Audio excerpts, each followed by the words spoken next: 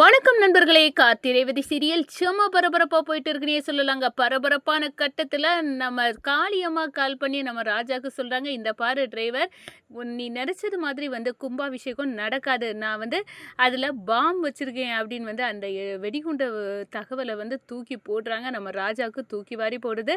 அதோட பார்த்தோன்னா நம்ம ராஜா ஐபிஎஸ் கௌசல்யா கிட்ட ஹெல்ப் கேட்குறாங்க. அவங்க அதிரடியாக களம் இறங்குறாங்கன்னு சொல்லலாம். அதோட ரேவதியை கத்தியை வச்சு குத்தி கதையை முடிக்கலாம் அப்படின்னு காளியம்மா போட்ட ஸ்கெட்சை முறியடித்து நம்ம அடி தடின்னு நம்ம கௌசல்யா இறங்குறாங்க. நம்ம ரேவதியை காப்பாற்றுறாங்க. காளியம்மா முகத்தில் கரியை பூசுகிறாங்க.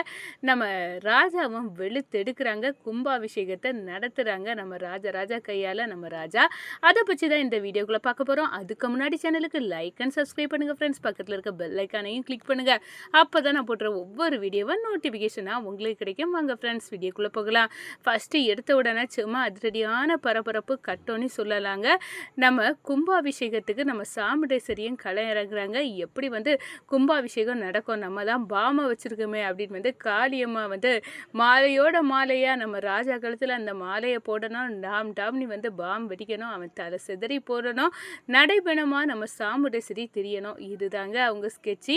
ஆனால் நம்ம காளியம்மாவே ஒரு கட்டத்தில் நம்ம ராஜாவுக்கு கால் பண்ணி, டிரைவர் பையில நீ கும்பாபிஷேகத்தை நல்லபடியாக நடத்திடலான்னு பார்க்க, அது நடக்கவே நடக்காது. நான் அங்கே பாம் வச்சுருக்கேன் அப்படின்னு சொல்கிறாங்க. சும்மா அதிர்ச்சியில் நம்ம ராஜா நிற்கிறாங்க. பாமை எதில் வச்சுருக்காங்க அப்படின்னு நம்ம கண்டுபிடிக்க முடியலையே, என்ன பண்ண. கண்டிப்பாக இதில் ஏதாவது ஒரு பெரியாளோட ஹெல்ப் இல்லாட்டா நம்மளுக்கு கண்டிப்பாக காளியமாக தீத்துருவா. அப்போனா நம்ம ஒரு ஐபிஎஸ் ஹெல்ப்பை வாங்கலாம் அப்படின்னு ஐபிஎஸ் கௌசல்யா என்ட்ரி கொடுக்குறாங்க. மாஸ் என்ட்ரி கொடுத்துட்டாங்கன்னே சொல்லலாங்க. அவங்க நம்ம ரேவதியை ஒரு கட்டத்தில் இந்த டிரைவர் பையலுக்கு சரியான ஆப்பு வைக்கணும். அவனுக்கு பொண்டாட்டி ரேவதியை கடத்தணும் அப்படின்னு ரேவதியை கடத்துகிறாங்க. ரேவதியை கடத்தி கத்தியை வச்சு குத்தி அவளை போட்டு தள்ளிடலாம் அப்படின்னு ஸ்கெட்சு பண்ணுறாங்க. அந்த ஸ்கெட்சை அப்படியே நம்ம ராஜா முறியடிக்கிறாங்க. நெத்தியடியாக கொடுக்குறாங்கன்னே சொல்லலாம். ஏன்னா கௌசல்யா வராங்க.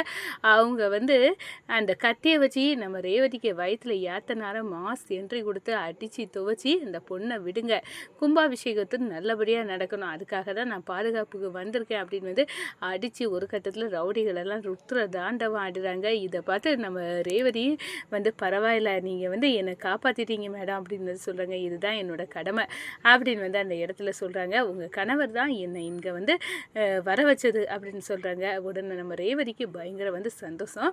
அதே கணம் பார்த்தோன்னா கும்பாபிஷேகம் நம்ம காளியம்மா திட்டம் எல்லாம் முறியடிக்காங்க. அந்த பாம் எல்லாம் தவிடுபொடி ஆக்குறாங்க. நம்ம காளியம்மாயை அடித்து உதச்சி இப்படி எல்லாம் பண்ணி கும்பாபிஷேகத்தை நடத்த விடாமல் பார்க்குறியா அப்படின்னு போலீஸ் கைது பண்ணிட்டு போகுது.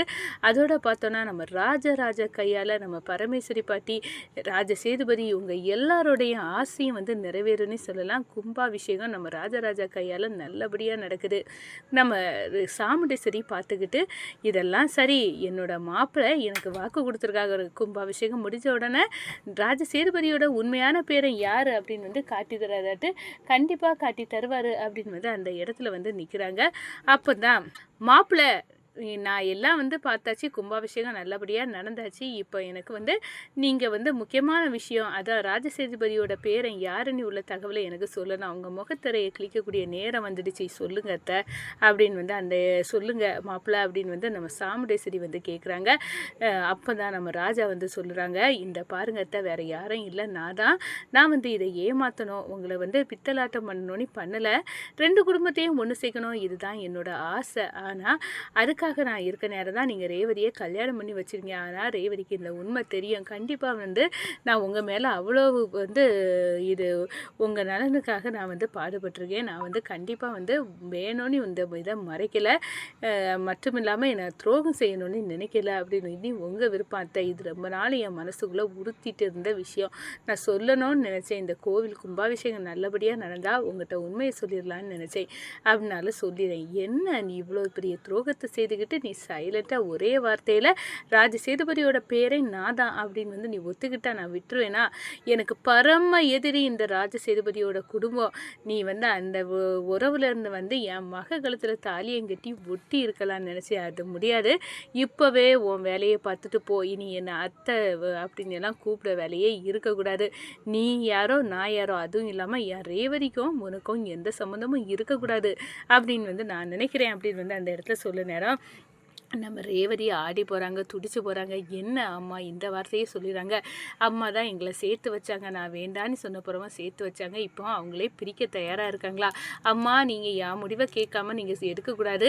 கண்டிப்பாக நான் ராஜா கூட சேர்ந்து வாழ்வேன். இந்த விஷயம் எனக்கு ஏற்கனவே தெரியும். நான் எப்போ என் அத்தை பையன்தான் ராஜா அப்படின்னு வந்து தெரிஞ்சிடும் அவர் கூட நான் சேர்ந்து வாழ ஆரம்பிச்சிட்டேம்மா. இனி வந்து எங்களை பிரிக்க முடியாது, நான் அவர் கூட தான் போவேன் அப்படின்னு வந்து அந்த இடத்துல சொல்கிறாங்க. நில்லு ரேவதி, நான் வந்து நீ போர்விய நான் துப்பாக்கி வச்சு என்னையே சுட்டுக்கிடுவேன். ரேவதிக்கு நம்ம கண்ட கனவு நினைவு இப்போ வந்து நடக்குது அப்படின்னு வந்து அந்த இடத்துல தோணுது. நம்ம ராஜா சொல்கிறாங்க, நீ அத்தை கூட இரு, கண்டிப்பாக ஒரு நாள் உண்மையெல்லாம் அத்தைக்கு தெரிய வரும், அன்னைக்கு வந்து நம்ம சேர்ந்து வாழலாம் ரேவதி அப்படின்னு வந்து அந்த இடத்துல சொல்கிறாங்க. இதை கேட்டதும் அப்படியே வந்து ரேவதி துடிக்கிறாங்க. இல்லை ராஜா, நான் உன் கூட சேர்ந்து வாழணும்னு தான் விரும்புகிறேன். நான் அம்மா கூட இருக்க மாட்டேன். உங்கள் அம்மாவோட உயிர் உனக்கு முக்கியம் இல்லையா? அதனால் கண்டிப்பாக உங்கள் அம்மாவை பார்த்துக்கிடுங்க அப்படின்னு ஏதாவது ஒன்று எனக்கு கால் பண்ணுங்கள், நான் கண்டிப்பாக வருவேன் அப்படின்னு வந்து அந்த இடத்துல நம்ம ரேவதிட்ட இருந்து விடைபெறுகிறாரு நம்ம ராஜாங்க.